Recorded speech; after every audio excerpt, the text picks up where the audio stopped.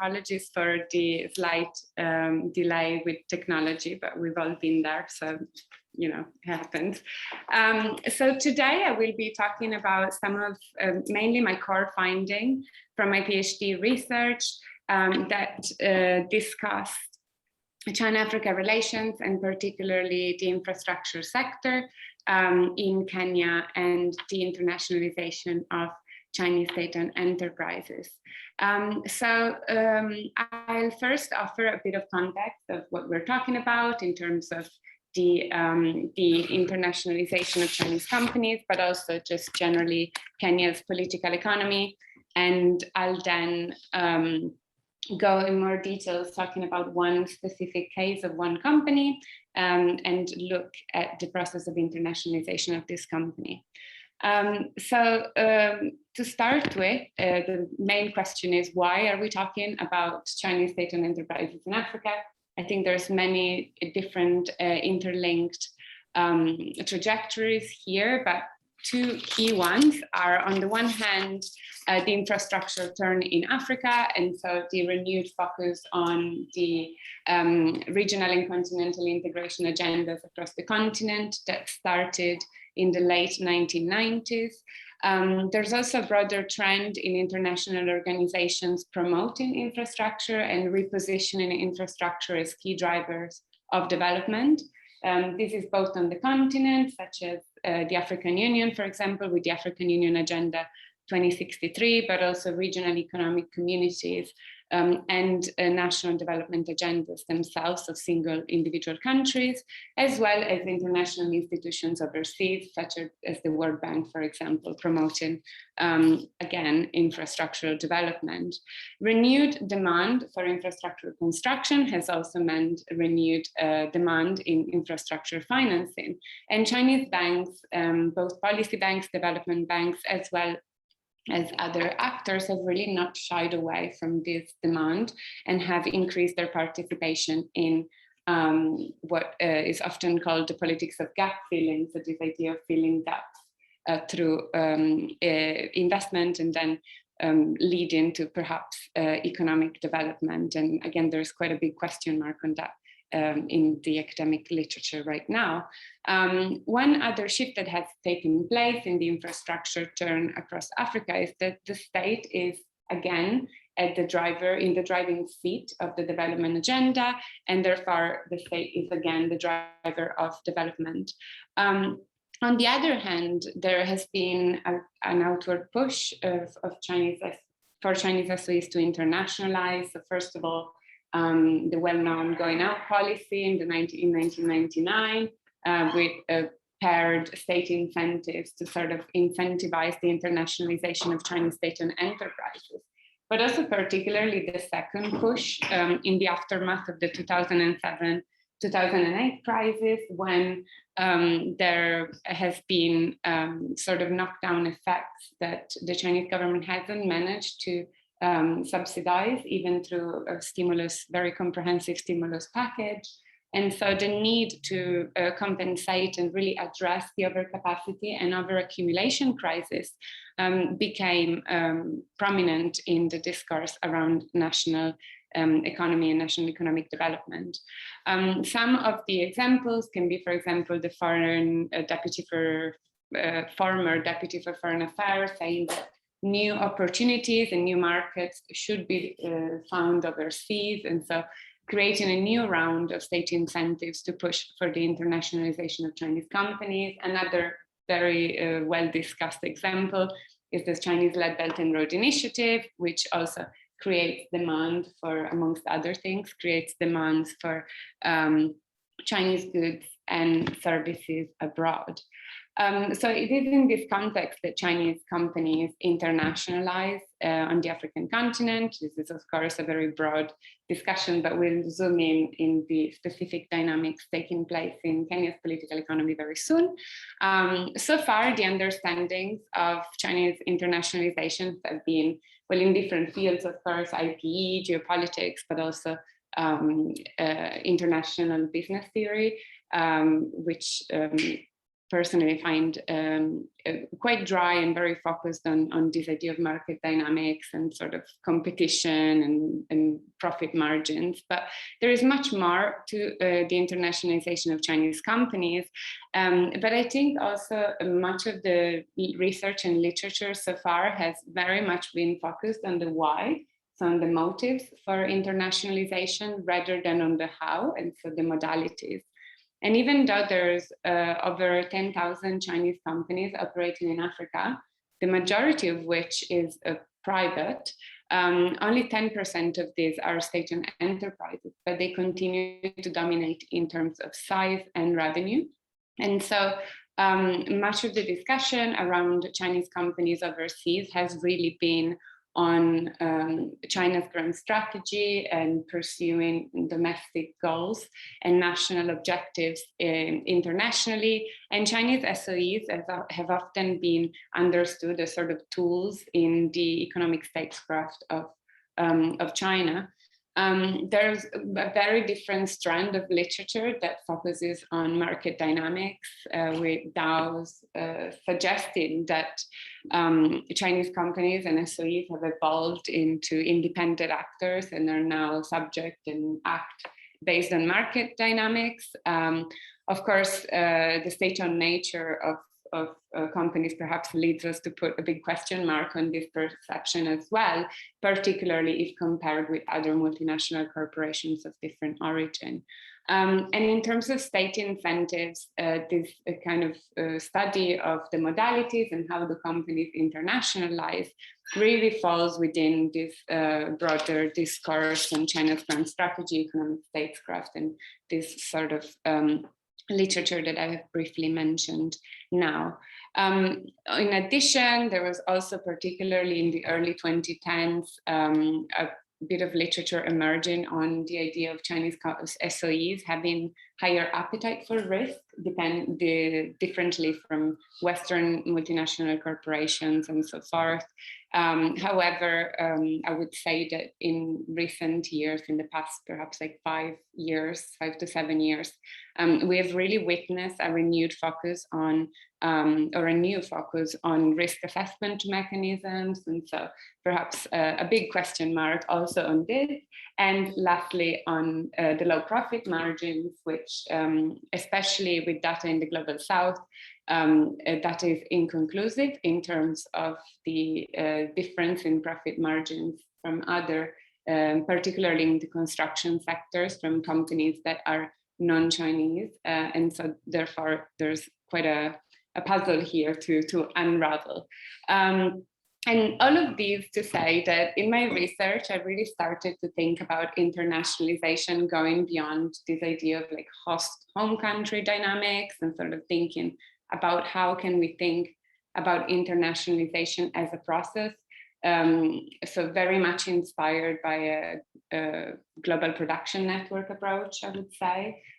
So like a Manchester School style way of thinking about corporations' role in the global economy. And I would say that the biggest sort of conceptual contribution has been based on Doreen Massey's critical geographer Doreen Massey's work on investment and disinvestment patterns, and sort of thinking about internationalization as the stretching out of social relations over space, rather than something that is transported as an intrinsic characteristic of how a company operates.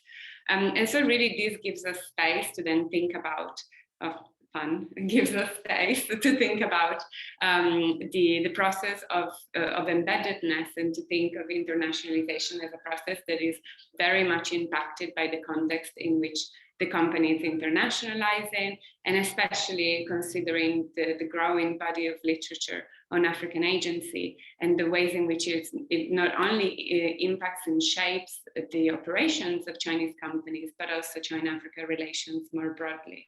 I think this was really important to have an analytical focus that was, on the one hand, focused on the evolution of state-SOE relations, and so how does the evolution of this relation impact the internationalization of Chinese state-owned enterprises?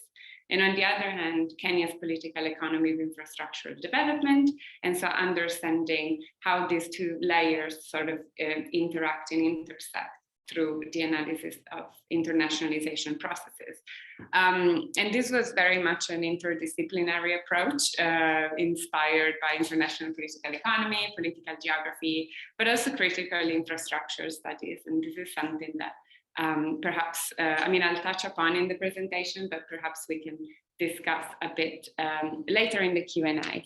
And so, having said that, I'll start by first looking at the evolution of state-owned enterprises, of relations between the state and state-owned enterprises. And then I'll discuss Kenya's political economy of infrastructural development, to then sort of zoom in into one company and see how all of this kind of plays out and makes sense of all these pieces of the puzzle. And so in China, the political economy of state-business relations has really evolved greatly since the beginning of the opening up reforms in the late 1970s. So prior to 1978, all foreign assistance projects and foreign aid was disbursed through ministries, and projects were also undertaken by ministries. But then in the late 1970s, some state-owned enterprises began sort of stemming from the ministries. So for example, China Road Bridge Corporation, which will actually be the case study today, stemmed from the Ministry of Transport. And then the reforms continued. They were focused, for example, on fiscal reforms. So there was a 5-year period where companies were allowed, began being allowed to retain some of the profits to sort of reinvest and scale up their businesses. In the 1980s, there was also an attempt to create a different managerial system for the companies called contract responsibility system. And so managers were rotated into 3 5-year slots in different state-owned enterprises, and their goal was to really push for increasing profitability. This was, however, not particularly successful, especially because there was quite a short-term outlook to increasing profits because of the 3 to 5 year contracts for these managers. And so most of the reshaping of companies' activities and so on was very much aimed at the sort of 5-year gap. And then after that, the manager would move on to another company, and so it wasn't really their problem anymore. So with this, there was also other sort of agglomeration, corporatization reforms. There's some bit of literature there where you can read more specific about this. Perhaps the most famous one is the grasp the large, let go of the small reform. So where the biggest SOEs were retained as SOEs, and then the others were either closed, privatized, or had a sort of a mixed management structure. The process of agglomeration really continued as the pace of market-based reforms and economic liberalization reforms continued. And so we have like the formation of SASAC, and then further agglomeration processes, and really a reduction in number of DSVs, but very much a growth in size. So now we have pretty much the presence of some business groups that, however, differently from business groups, for example, in Korea or Japan, which inspired the formation of business groups in China in the first place, they really operate in the same sector, so quite differently from business groups that expanded in different sectors. While here we are seeing business groups that are very much all across the sort of supply chain of construction projects. So perhaps they own materials company, but also like invest in a consulting company, as well as dredging companies, so sort of all related to the construction sector. And here we can see like an organizational chart for China Communication Construction Company. And on the left-hand side, there's China Road Bridge Corporation and China Harbor Engineering Company, both of which are very active on the African continent. And these are the two overseas branches of China Construction Communication Company, but they also have a total combined of over 60 overseas offices. So this means that stemming from these companies, there's other 60 companies that are operating overseas. And this transformation, really, this very brief history of the evolution of relation between state-owned enterprises and the state has really meant that business groups have had an increasing influence domestically, but also that they contribute to the fragmentation of the state. And here this comes from the concept of fragmented authoritarianism from Libertal and Oxford in the 1980s that was recently picked up by Brodsgard in the Copenhagen Business School, who looked at the evolution of relations between the state and the state-owned enterprises, arguing that there is a sort of a system of what he calls integrated fragmentation, which means that companies operate in this apparent dichotomy between market forces and state oversight. And I think this is a really important, and obviously it's not a balance meaning equal, but it really depends whether the state oversight is more present or less, or market forces have more or less influence on the businesses. And this is because within China's political economy, and particularly in light of Chinese economic statecraft, there's really an intentional sort of regulation and deregulation and incentivization and deterrence of the operations of state-owned enterprises and the business sector more generally. But I think it's important to sort of keep this in mind because it has a very big significance for the room for maneuver that companies have overseas. So there's a growing space for companies to participate to non-Chinese funded EPC tenders and tenders that generally are not funded by Chinese actors, and they can do so mostly without state approval. And there's also, through my findings suggest that there is a limit of up to $300 million that companies can fund in projects without having to request approval from Beijing. And so this really gives us this idea of the context in which state-owned enterprises internationalize, and a bit of idea of what kind of relations they have with the state. I think also perhaps we can talk about this a bit more in detail later, but with Xi Jinping's recent sort of push to have a renewed state oversight over state-owned enterprises operations, we can see indications of slower market-driven economic growth, slower pace of economic liberalization reforms, and also sort of a renewed focus on the domestic, exacerbated, of course, by the COVID-19 pandemic, and also decrease in lending. So all of this context is really, it's really interesting, and I think perhaps we're witnessing a shift and a return of the state, as it has been argued by Lardy. But I think that generally the significance here is sort of, there is a degree of operational autonomy that Chinese state-owned enterprises have gained in their operations overseas. And so it really speaks to this evolution of relations and to perhaps the question mark that I put earlier on this idea of a coordinated grand strategy and companies just being a tool of economic statecraft. Can I ask a clarification question? So when you say the companies having this certain autonomy operating overseas, do they have similar autonomy in terms of agency, like at central level, central state-owned enterprises, or? Yeah, it's state-owned enterprises. No, I mean state-owned enterprises. They have like ministry-based, central-owned and provincial-owned. Yeah, nice. All of them have similar degree of autonomy, or actually the like lower-based or provincial one actually have more. they don't get too much funding or resource from the center, so the center doesn't really have too much say. So can you?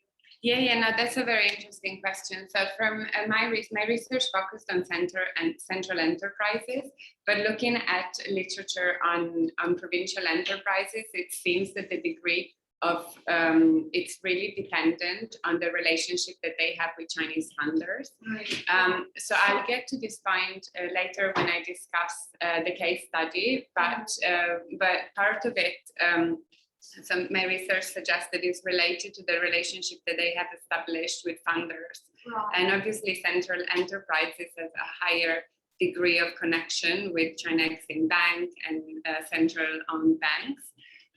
But the provincial enterprises might have a bit of degree of leeway in terms of operating on smaller projects, and particularly those not funded by Chinese actors. Right, and here your sample are all the central or? No, so I'll get to that later on. But now my sample here, I'm talking about the project that I've done that's focused on China Road Bridge Corporation. And this, the sample, the literature that I'm citing here, it depends on which one you're reading. But for example, Pyrold focuses specifically on Chinese state-owned enterprises operating in Africa. While Broadsguard focuses on the management and sort of nomenclature system, and Murta focuses on the parochial organization of policy-making processes and the role of businesses as well. So this is mainly based on some findings and literature. I tried, I couldn't open anymore. Yeah, I don't know what's happening. I think it's okay. Go ahead. Yes, I'll go ahead. They stopped. They stopped. I think you stopped. The key did. I'm trying to see. Go ahead. Okay, so we'll now move on sort of the other side of the equation here and kind of set the scene for our case study, looking at Kenya's political economy of infrastructure development. And this is perhaps one of what I found a very crucial part to understanding the puzzle of internationalization, to sort of think, how does the context in which companies operate and in which they internationalize really impact their operations and the process of sort of business expansion once they have entered the market. So just to offer a bit of context, you see here different maps of Kenya. So on the left-hand side is a map of Kenya's road network in 1965. That's 2 years after independence from the British. And at that stage, the infrastructure that was inherited there was a railway and roads that were inherited from the colonial rule. A lot of infrastructure in colonial time, or most of infrastructure in colonial time, was built to serve the economic activities of white settlers. And so it was stemming out of agricultural areas, which were the main source of extraction for the colony and the colonial rule. And so all of the roads that you see on the map on the left here, they were going into two regions of Kenya, the Rift Valley and central area. And these parts were considered to be the most productive. This was mainly due to a sort of sedentary style, agricultural and style of life, which really allowed to exploit and get the most out of the land.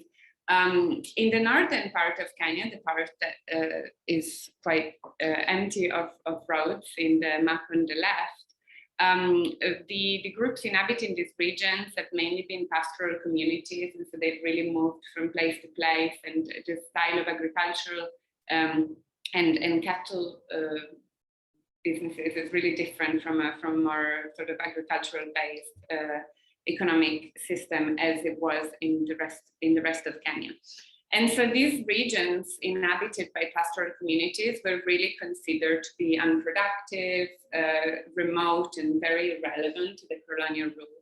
And so we can see a sort of focus on infrastructure being built in the areas that were considered obviously productive.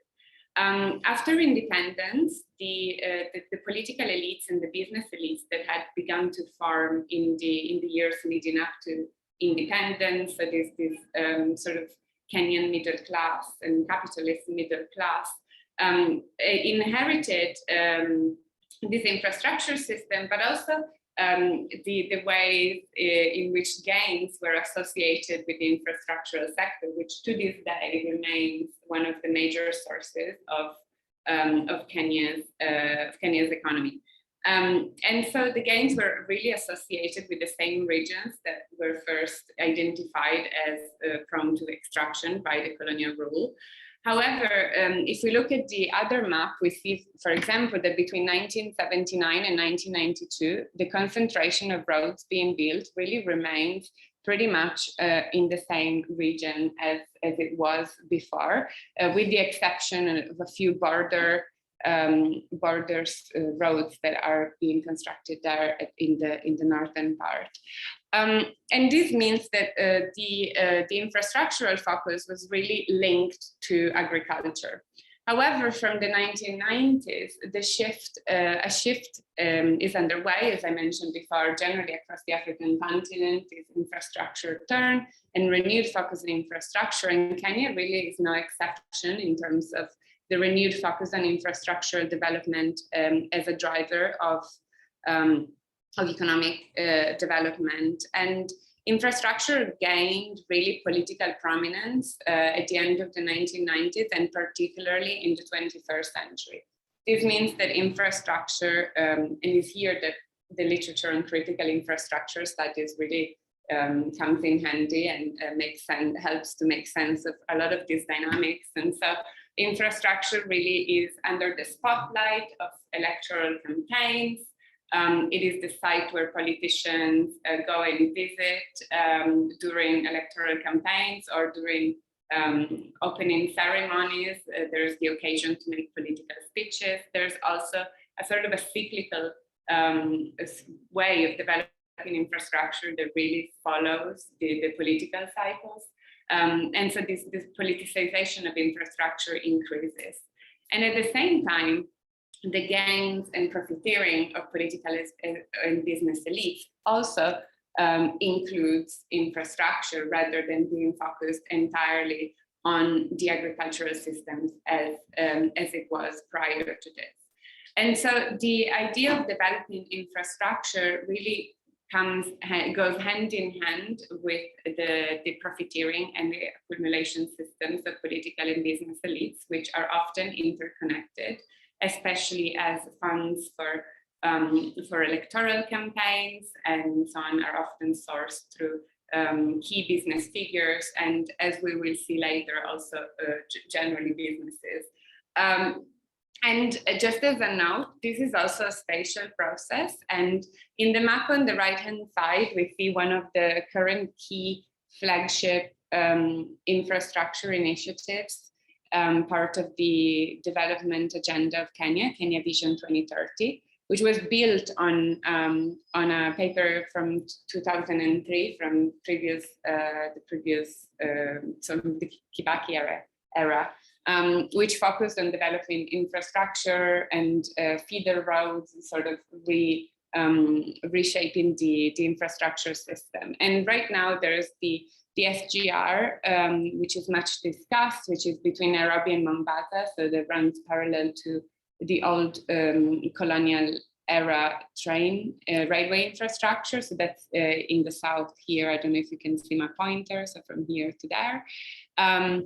And right now, this corridor that I have highlighted here in the map, connecting Lamu all the way to South Sudan and Ethiopia, that is under development now, it's called the Lapset corridor. And this is in those regions that, as mentioned earlier, were considered to be remote, like of non-interest in terms of economic gains that could be extracted. However, now, since this is a spatial process, and we can talk a bit more in detail later in maybe the Q&A session, there's also a movement from the center to the periphery in terms of accumulation systems, but also in terms of the reach of political and business elites. And at the same time, we're witnessing in different regions, what some have analyzed in terms of resistance, but generally agency of different subnational actors or non-state actors, which are working to include their interests and community interests in these projects in what is historically a marginalized region and different marginalized regions of Kenya. And all of this to sort of map the two key contexts that we'll now look into more details in terms of the case of China Road Bridge Corporation's internationalization. So this was the focus of my research in Kenya, and where I looked at different trajectories of Chinese state-owned enterprises in the country in the construction sector, but I really focused a lot in researching the degree of embeddedness and the ways in which companies are embedding themselves in the political and business life of the country. So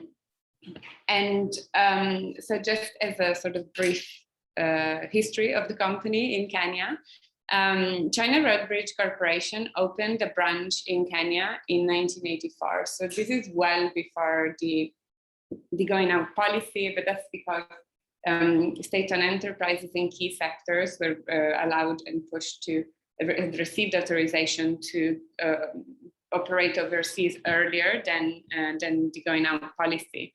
However, at first, the company did not have what is called a main contractor license according to Chinese law, which meant that they couldn't participate to tenders for full construction, so as the main contractor.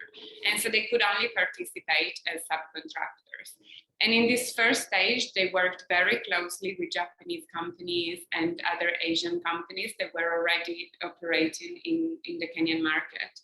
And then in 1996, they obtained the first full construction contract, which means that they had recently obtained the main contractor license, which really is in line with other construction companies, state-owned enterprises, state-owned construction companies operating in Africa. So there's cases, for example, in Katie Lam's research in Ghana and Benin, around the same years, the companies obtained the same license and were able to participate as main contractors. And then in the 21st century, there's been a very big increase in the business of this company and an expansion in terms of their market. And I'm now going to talk about the two main components of this, which is on the one hand, Chinese funded projects, and on the other hand, the non-Chinese funded projects, which is really what helped me build the core argument that I'm getting at as well. And so here there's just a quick table showing all the Chinese funded projects that this company has undertaken between 2000 and 2019. And we can, that the Chinese funded infrastructure in Kenya between 2000 and 2019. If you look at the contractor, we can see that at the beginning there was a main sort of competitor here, China We, which is still very active in Kenya. However, in terms of Chinese funded projects throughout the years, China Road Bridge Corporation really became the sort of go-to contractor for Chinese funded infrastructure. And particularly in terms of value of this infrastructure, we can see that the most expensive infrastructure, the Mombasa-Nairobi Standard Gauge Railway, was awarded to China Road Bridge Corporation and was built then by China Road Bridge Corporation. And so this really made me think about, so why is it that China Road Bridge Corporation is being awarded most of the Chinese funded projects? I'll get back to this very soon, but one of the reasons that I have identified and then I sort of pinpointed in my research is that during the funding process, and as we know, most of Chinese funded infrastructure also have a Chinese contractor that is attached to the funding to sort of build the infrastructure. Around, I think, 79% or 80% of China Exim Bank projects have a Chinese contractor. So this really speaks to the prominence of having these Chinese companies attached to Chinese loans. As part of the decision-making process, one of the key aspects, in addition to sort of reputation of the company, the scale of their activities, whether they have expertise in a specific area or not of construction, in addition to this more technical sort of evaluation, there's also the aspect of whether companies are familiar with the context and the market in which they would be operating. As China slowly sort of loses the market over China Road Bridge Corporation for Chinese funded projects, there was a scandal that involved China We, who was rumored to have contributed funds to an opposition campaign in Kenya, and again rumored to have done so. The opposition campaign then did not go very well, and they lost the election. And we can see that more or less in the same years, that's when China Road Bridge Corporation really takes over most of the construction in terms of Chinese funded projects. So here the point that I'm trying to get at is this idea of not just knowledge, but also understanding of political economic dynamics, and such as the interconnectedness between business and politics, as well as generally the politicization of the infrastructure, and how important these are to the success of a company in a specific market. And yes. Can I ask, so the China We and the CRBC, are they all central state-owned? Yeah, they're both central state-owned. Yeah, I'm definitely sure of China Road Bridge Corporation and China We. I do believe so. It wasn't the focus of my research. This is something I looked at because they were competing, but yeah, but I think so. Yeah, I'm pretty sure it is. It does definitely state-owned. Yes. Yeah, because like the Bridge and Road Corporation, they have like provincial based one as well. Like in Tanzania, many other countries have one. So in this one in Kenya, they are the central one. Yeah, so the contracts are signed to CCCC, and then the contractor building it is China Road Bridge Corporation, and there's different branches of China Road Bridge Corporation, but none of them is from a specific region in China. So there's actually workers that in China work in very different regions. So when I was in the construction site, I counted around about 8 or 9 different regions that workers were usually based. And so often the contracts are really short, so they're on a sort of 3-month basis, 6-month basis, or project dependent, depending on the visa that they can get for the workers. But they have a headquarter in Kenya, and they also have an operation company for the train, for the Mombasa SGR. That's a business that was opened in Kenya, but it's a subsidiary of CRBC Kenya. So yeah, there's a lot of legal sort of issues there, but I'm happy to discuss some of this some more, because I think in terms of the operational autonomy of Chinese SOEs, I think there's several aspects that are important to look at. So one is, of course, the sort of legal standing of the company. So is it a provincial SOE, is it a central SOE, or is it a branch, an overseas registered branch that then is associated to different aspects and different companies under CCCC? And then there's also, for example, the relationship between specific managers, and that really changes the relations to the central sort of headquarters, and there's a lot to unpack there. And I'm actually thinking of perhaps going more in that direction in the future, and thinking of looking into the specific, sort of different aspects of operational autonomy and how those shift. There's also fiscal aspect, there's also financial management, so who is in charge of the company funds in a specific place. I think there's a lot of things that need to be also party scoring. Yes. Yeah. But another thing, to answer your question, this operational question, why CRBC awarded most? So who are the competitors? So there's China We. So sorry, I am kind of trying to get to, are they all major central Chinese state-owned companies? Yes. Yes, and there's even in public international tenders, there's usually 2 to 4 Chinese companies, and usually 2 of them are central enterprises, and there's sometimes a private one as well, and provincial. So there's quite a big competition going on there. It's a fairly fierce sort of market there. Yeah, so that's for the Chinese funded projects. While for the non-Chinese funded projects, which I think is perhaps one of the most interesting aspects of my research, here I've put the projects that CRBC has been awarded since 2006 to today. And we also see a kind of a speeding up here of tenders being won from 2018 to 2021. I forgot to put the amounts, but they sort of, from 2013 onwards, the 2013 project is still ongoing. So a lot of these are non-Chinese funded infrastructure. So a lot of the sort of machinery and labor is really still in the port.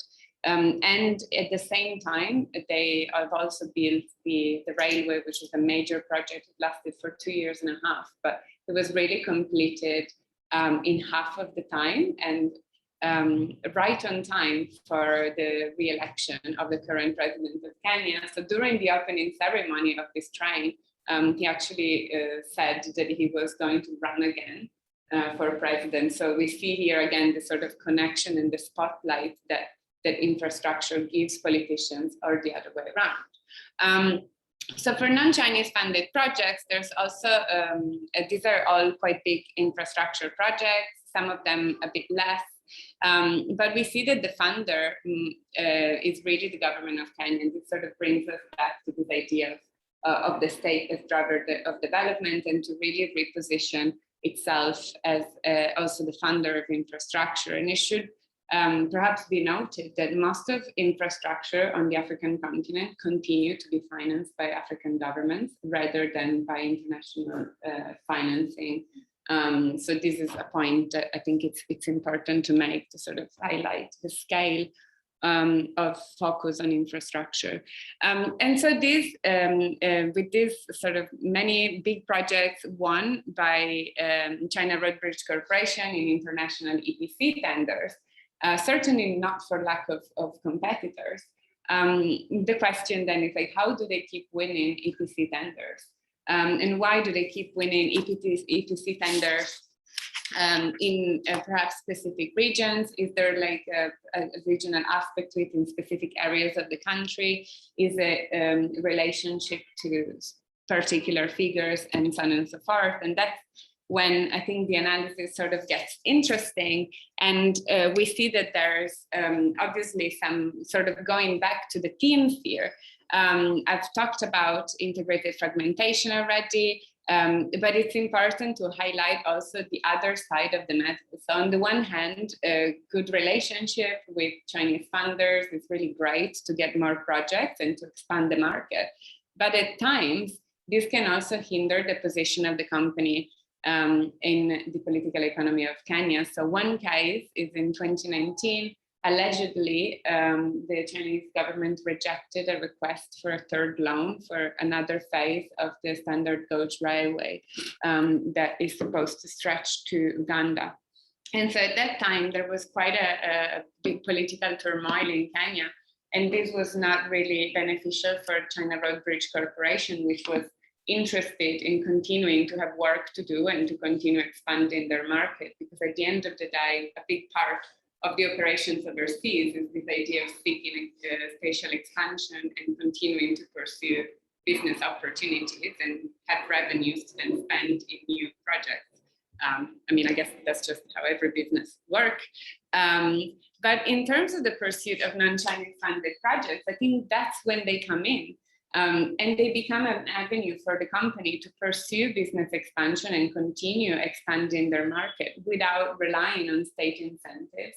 And so the integrated fragmentation and this idea of, has an impact on their internationalization, and this idea of operational autonomy or relative operational autonomy comes in and gives overseas headquarters room for maneuver to position themselves as market leaders through other means beyond Chinese funded infrastructure. So although Chinese funded infrastructure were fundamental in expanding the market substantially in Kenya and continue to be definitely a part of the business of China Road Bridge Corporation in Kenya, non-Chinese funded infrastructure have increased in number, and they've also increased in sort of the approach that the company has towards these projects and towards expanding their businesses out with the incentives of the state.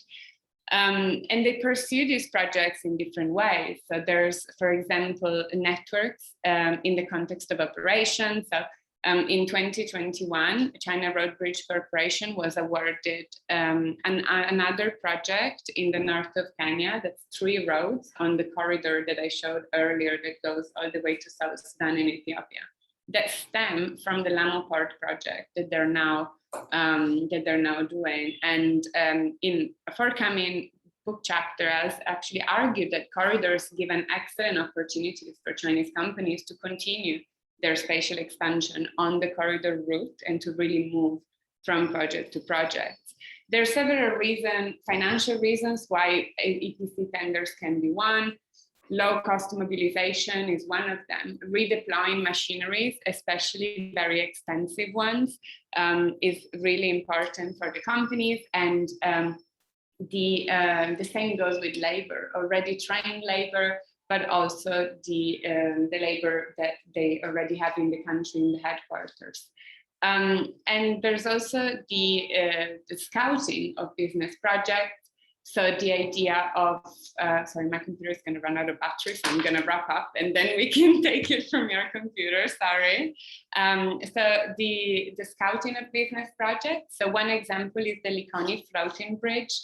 In 2020, during the pandemic, there is this ferry that goes from Mombasa to the south of Mombasa. And it's always been crowded, and the government always had a plan to eventually build a bridge so that people could cross by bridge as opposite on the ferry.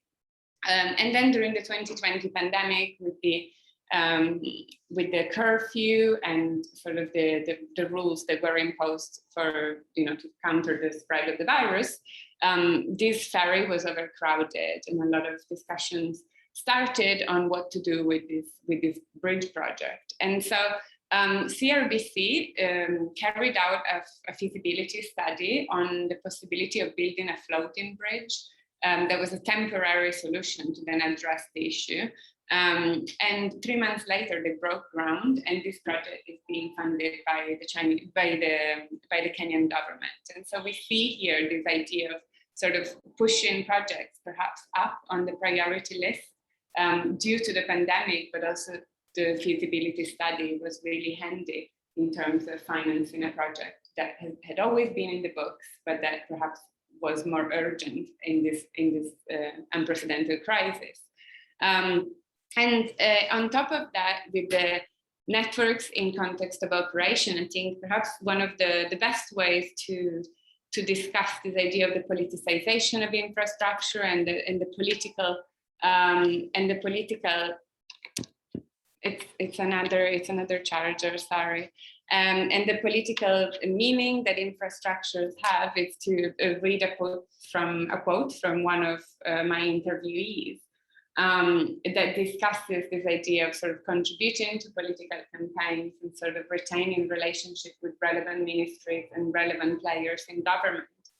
And my informant says, the Ministry of Transport says that the ruling party wants a contribution, but it doesn't come out of the Ministry of Transport pockets. The minister goes to the Kenya Ports Authority or the Kenya Railway and says, who have you given business to? And then these, the KPA or the KR, so the Kenya Ports Authority or the Kenya Railways answer this and that company. And then the ministry goes to these companies. But if they're big enough, they send contributions directly. CCC definitely does. They all do, because they have been given the standard gauge railway. The SGR phase 1 was overquoted. Where do you think the money went? In someone's pockets, politicians, the big boys.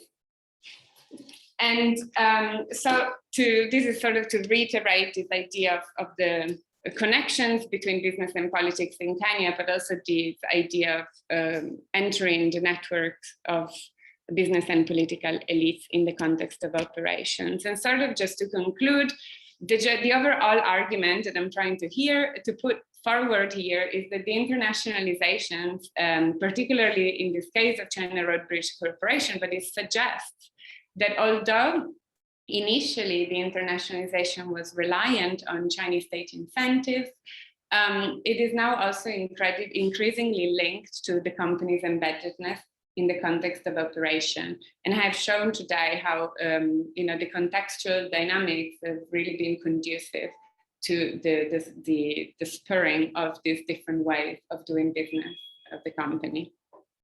Thank you. Wow, great timing. Thank you. Lovely. Thank you so much. I think I'm gonna have to close my computer because it's dying. Yeah. Sorry about that. Bye. Okay, so we are here. Just feel free to ask questions. We will give our Zoom people the priority to ask questions.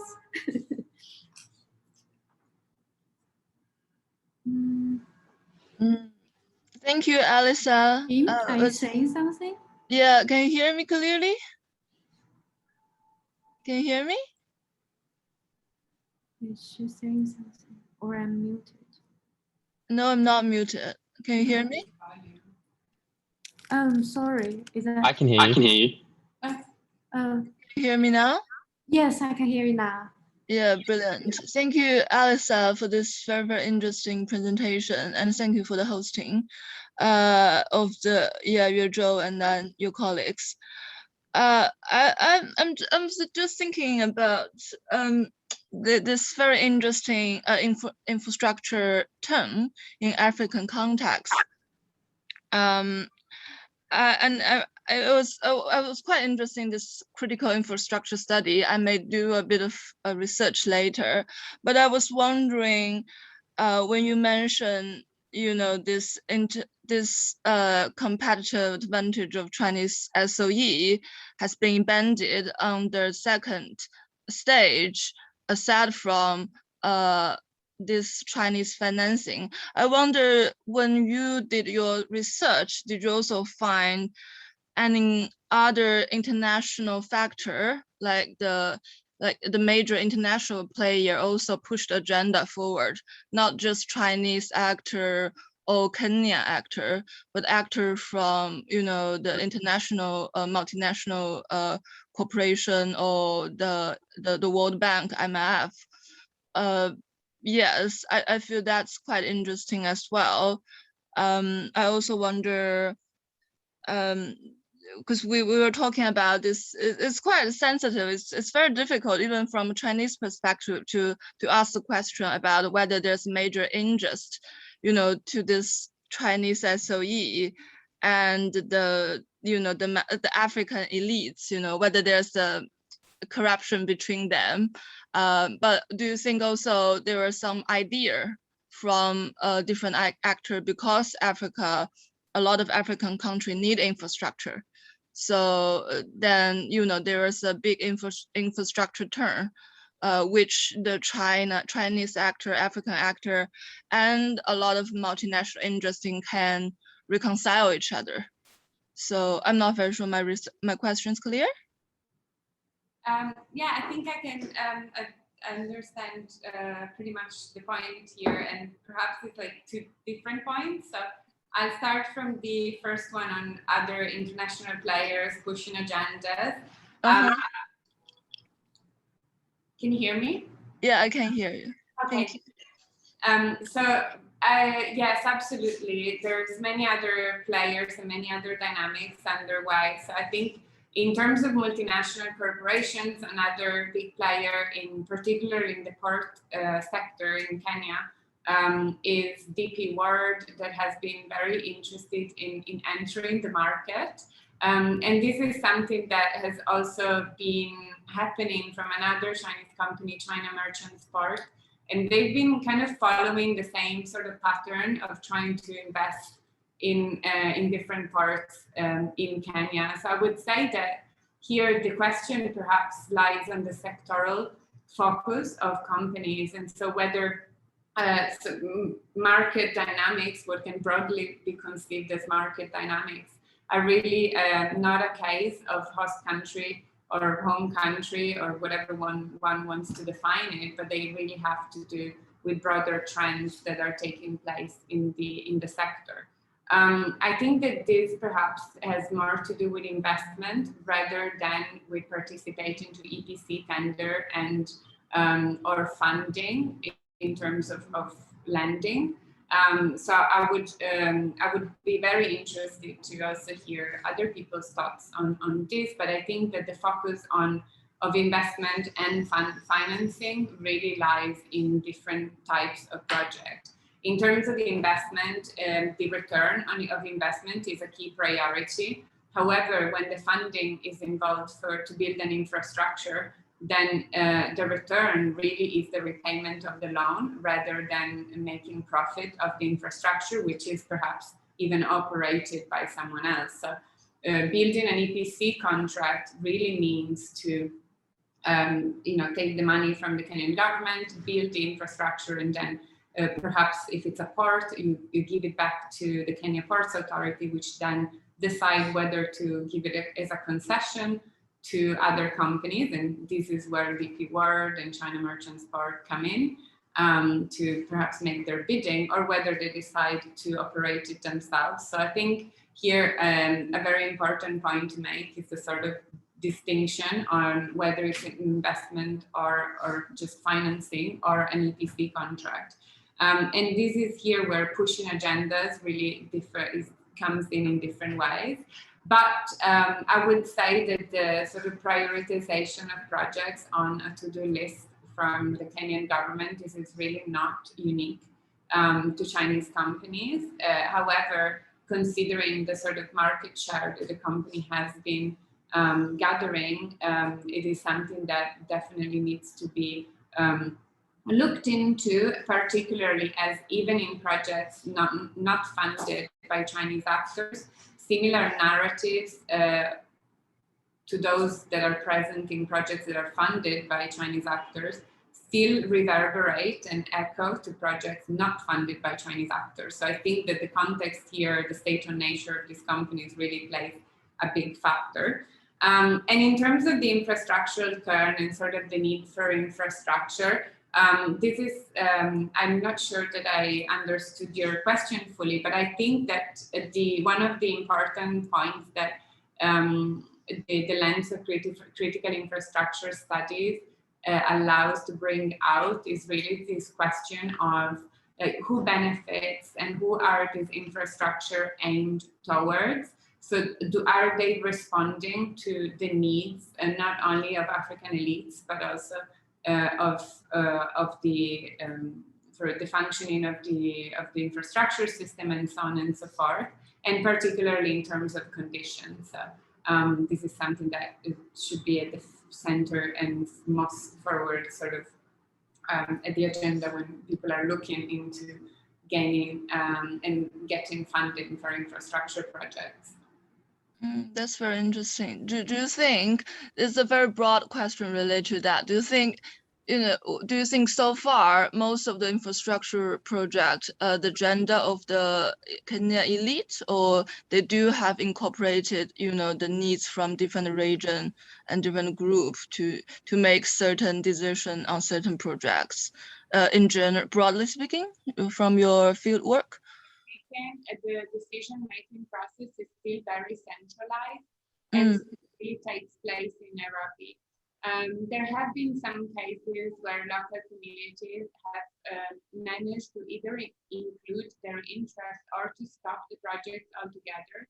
But I would say that generally, broadly speaking, the decision-making process continues to be very centralized, and as such, it is more likely to respond to the interests of the center and of political and business elites in Nairobi. In Nairobi, right? Not localized yet, even at regional government. They do have the mandate over the provision of goods and services such as infrastructure. However, if the funding is either mediated through the Kenyan government from international funders, or if it's coming from the national treasury, the decision makers for the projects have overall been the central ministries that are relevant, so like the Kenyan Highway Authority for roads, and then Ports Authority for ports, and so on and so forth. So this agenda setting is very much centralized, but in some cases the implementation is shaped by other actors as well. Thank you so much. That's very, very interesting. Thank you so much for your questions. Stefan? Hey, yeah, no, I thought that was great. I thought that was really interesting. So I have one thing. I'm sure, again, also, I'm sure you've thought through all of this so thoroughly that any comment I have, you've probably, I don't know, covered. But the one thought I've had is that certainly different projects have different motivations themselves, and it feels like there could be an interesting opportunity. I don't know how much we can do it looking at Kenya, maybe the region more broadly, but different projects. For example, I'm thinking about, just pure commercial interest. It's difficult to isolate it to the project itself, right? Like if you were to look at an infrastructure project, I think in South Sudan, you could say, well, the commercial logic of the infrastructure investment doesn't necessarily exist. However, we can take a step back and think about the petroleum investment that's accompanying it, or something of that nature. And sort of a similar, like the thing that comes to mind is the port story. Like I was recently talking to someone who was telling me that it's virtually impossible for anyone to make any money right now on tolls, for Chinese companies to make money on tolls, as in the project will not immediately pay for itself, which leads to the conclusion that, well, it was never intended to. So it's never intended to, either because Beijing will recapitalize any project that doesn't necessarily pay for itself, because they're trying to, get projects over, so they're supporting the internationalization, or because it's part of a larger operation. So the thought that I had is, and perhaps you've already done this, but could you do like a sort of, I don't know, typology that categorizes different projects and their different, contributing factors? Because the one thing I think lots of people would be most interested in seeing, what lacks broader economic reason.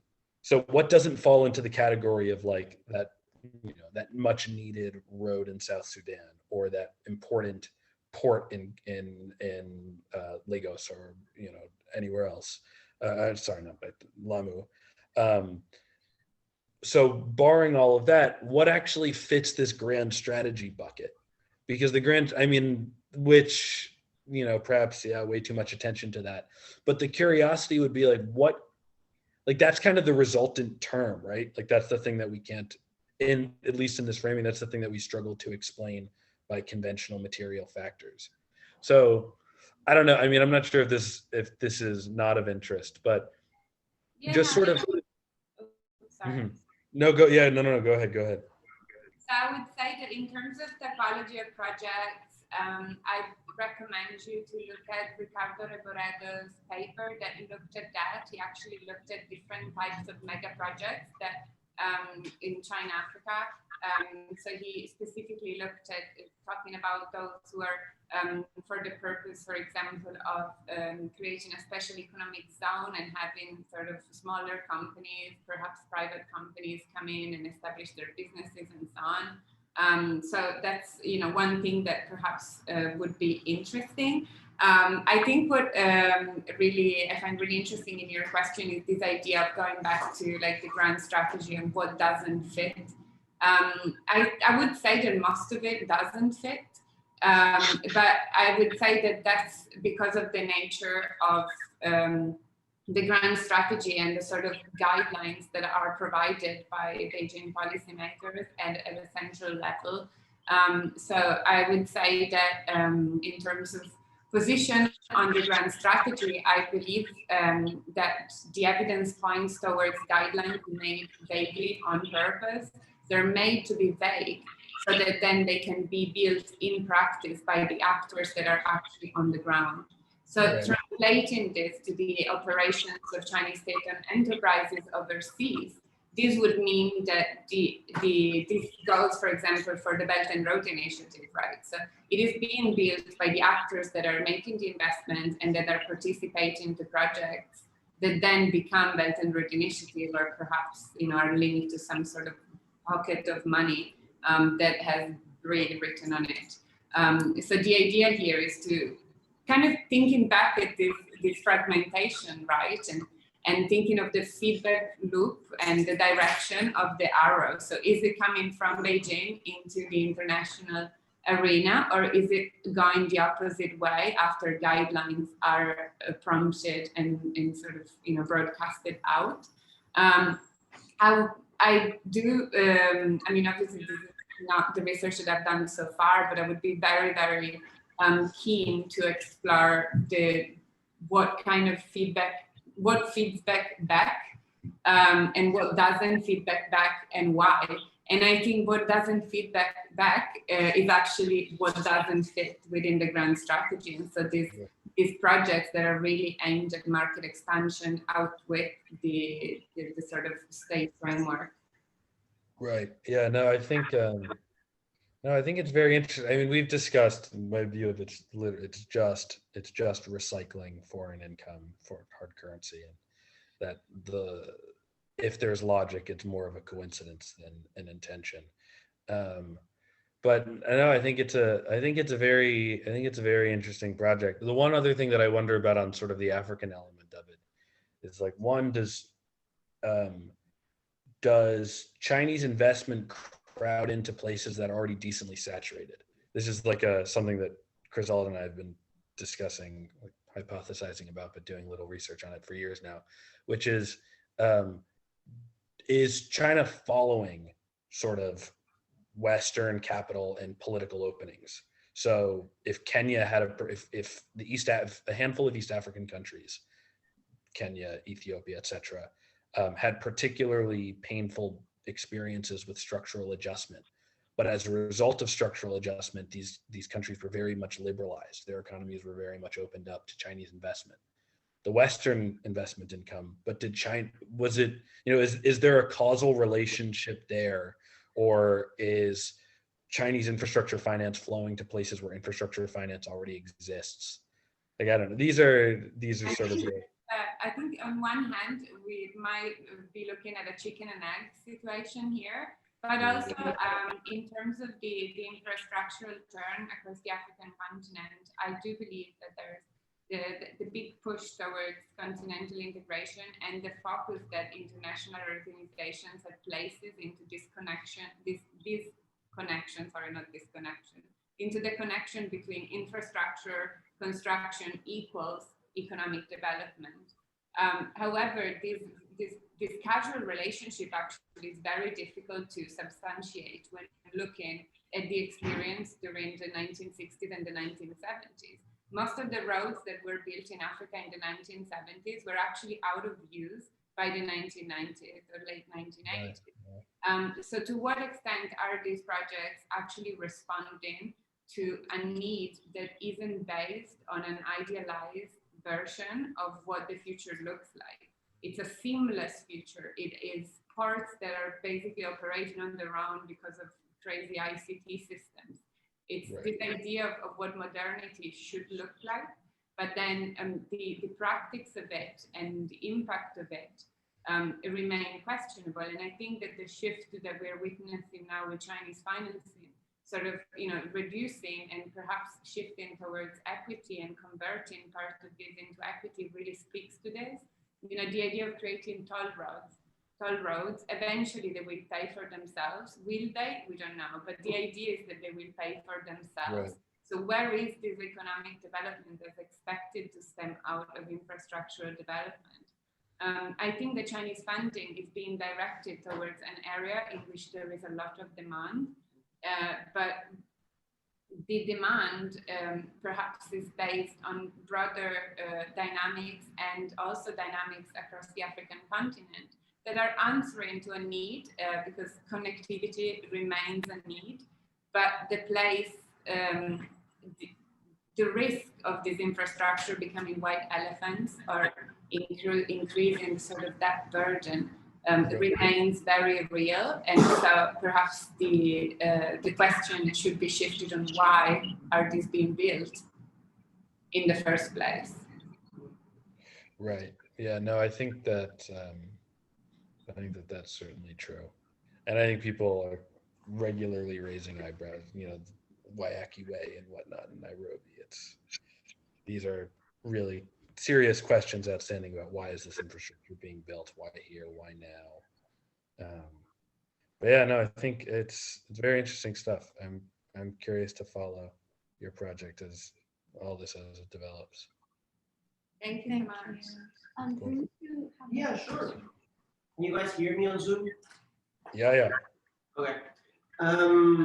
So as you know, I'm doing this, but in Latin America, and it has a lot of overlap. So I'm gonna steal your bibliography pretty soon. No, but what I mean, coming from Latin America and the case studies I know there, I had a few questions regarding the difference between Chinese funded and government funded infrastructure. Do you see a change in government agency as a result? Like when the banks are not there, does the government, do they push on certain aspects, and what would those aspects be? They're dealing with corporation. Then I don't know much about Kenya, but I assume that politically speaking, since the early 2000s to today, we've had stability. Same party in power. There's been a lot of reshuffling, but Okay. there was also a major electoral crisis. Over 1,000 people died after post-electoral violence in 2007, 2008. So there's also been quite a need to sort of reposition Kenya as this stable sort of the center of Eastern Africa economies that has perhaps motivated, going back to Stefan's question, also some of these connectivity initiatives, particularly the cross-border ones, and sort of, and also broader regional dynamics, a very strong competition with Tanzania in terms of transportation. So which part do goods come in and go out through? Is it Dar es Salaam in Tanzania or Mombasa in Kenya?